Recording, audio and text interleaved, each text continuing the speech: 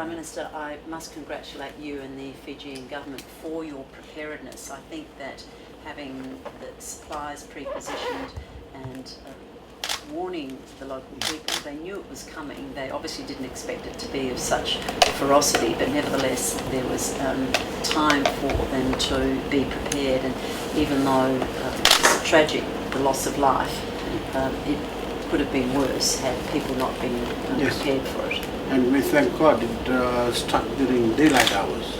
Yes. By the time night time came around, it was past, I think it was hitting a sour on the way out. That's right. So that was, but still warning them, we're still in the hurricane season. Yes, that's right. We still have rain, and even though they've come out of this devastation, we still need to prepare for it. Well, this is one of the most natural disaster-prone regions in the world, and I think that the pre-positioning of supplies has been important. That's the But we'll still be ours in this afternoon. Thank you very much. Thank you for this. Yeah, lovely to see you. And thank you for everything. Thank you. Pure Fiji. Pure Fiji. Beautiful. That's magnificent. Thank you. So, Thank you, madam.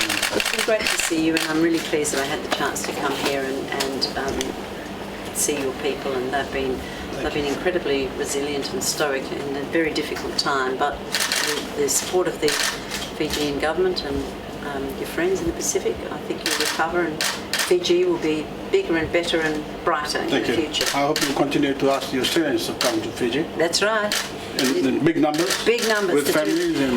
Well, about 350,000 Australians tourists here every year, so I'm encouraging them to keep coming because the resorts are still operating, and it's a beautiful place.